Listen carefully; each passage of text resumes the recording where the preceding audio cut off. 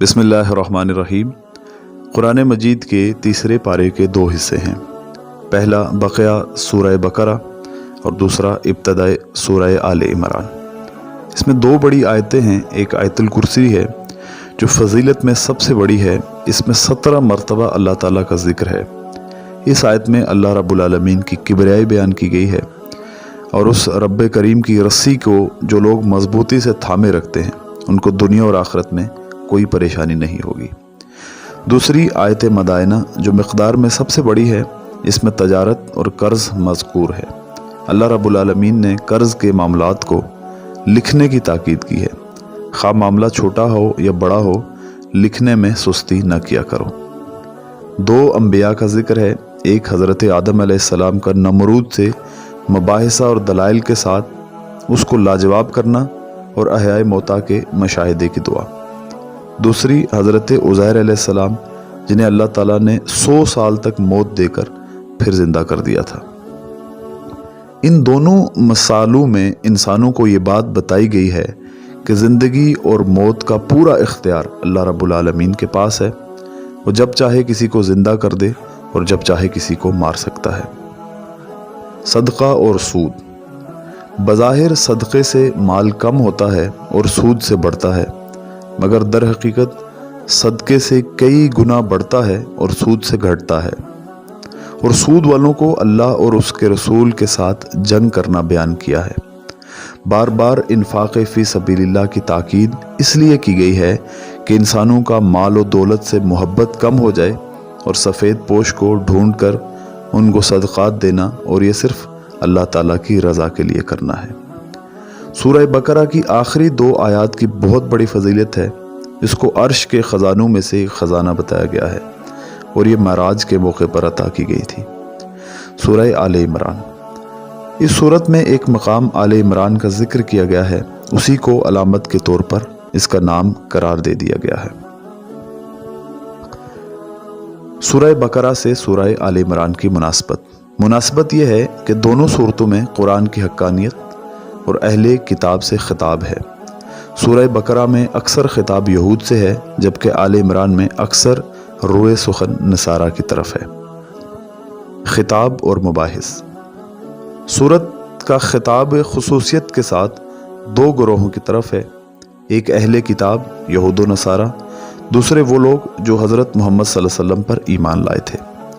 पहले ग्रोह को उसी तरह मज़ीद तबलीग की गई जिसका सिलसिला सूरह बकरा में शुरू किया गया था। उनके एतक़ादी गुमराहियों और अखलाकी ख़राबियों पर तंबीह करते हुए उन्हें बताया गया है कि ये रसूल, ये कुरान उसी दीन की तरफ बुला रहे हैं जिसकी दावत शुरू से तमाम अंबिया देते चले आए हैं और जो फितरतुल्लाह के मुताबिक एक ही दीन हक़ है।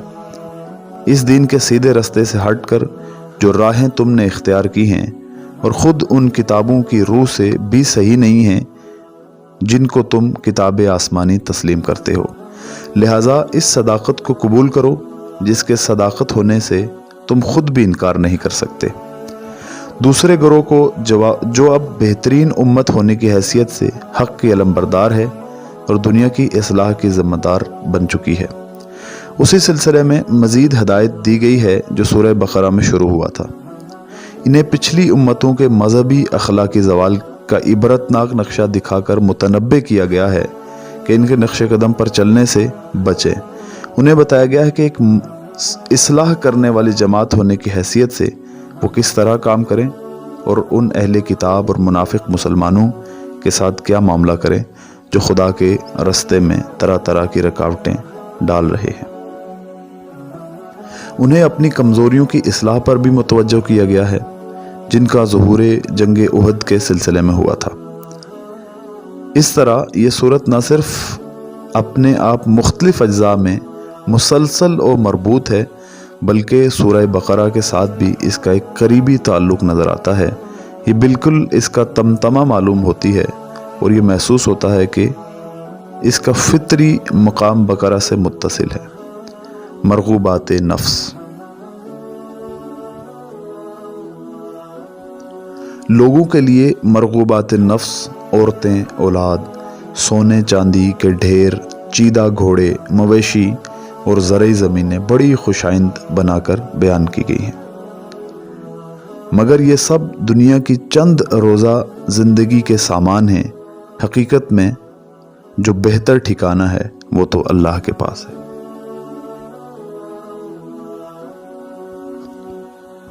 دین صرف اسلام ہے۔ دین اسلام کے علاوہ جتنے راستے ہیں وہ خسران کے راستے ہیں۔ اتباع رسول صلی اللہ علیہ وسلم کی اہمیت، اللہ کے ساتھ محبت کے لیے محمد صلی اللہ علیہ وسلم کی پوری پیروی ضروری ہے۔ اللہ تعالیٰ کی قدرت کے 4 قصے۔ پہلا قصہ جنگ بدر کا ہے، 313 نے 1000 کو شکست دے دی۔ دوسرا قصہ حضرت مریم علیہ السلام کے پاس بے موسم پھل کے پائے جانے کا ہے۔ تیسرا قصہ حضرت زکریا علیہ السلام کو بڑھاپے میں اولاد عطا ہونے کا ہے، اور چوتھا قصہ حضرت عیسیٰ علیہ السلام کا بغیر باپ کے پیدا ہونے، بچپن میں بولنے اور زندہ آسمانوں پر اٹھائے جانے کا ہے۔ مناظرہ، مباہلہ اور مفاہمہ۔ اہل کتاب سے مناظرہ ہوا، پھر مباہلہ ہوا کہ تم اپنے اہل و عیال کو لے آؤ، میں اپنے اہل عیال کو لے آتا ہوں، پھر مل کر خوش و خضوع سے اللہ تعالیٰ سے دعا مانگتے ہیں کہ ہم میں سے جو جھوٹا ہے اس پر خدا کی لعنت ہو۔ وہ تیار نہ ہوئے تو پھر مفاہمہ ہوا، یعنی ایسی بات کی دعوت دی گئی جو سب کو تسلیم ہو، اور وہ کلمہ لا الہ الا اللہ۔ ایمان نصیب ہونے کے بعد اس موقع سے فائدہ اٹھانا چاہیے اور ایمان کا حق ادا کرنا چاہیے، اور اس پر بار بار اللہ کا شکریہ ادا کرنا چاہیے، ورنہ یہ موقع بار بار نہیں ملتے اور اللہ ناقدری برداشت نہیں کرتا۔ انبیاء سابقین سے عہد۔ انبیاء سابقین سے عہد لیا گیا کہ جب آخری نبی آئے تو تم اس کی بات مانو گے، اس پر ایمان لاؤ گے، اور اگر تمہارے بعد آئے تو تمہاری امتیں اس پر ایمان لائیں۔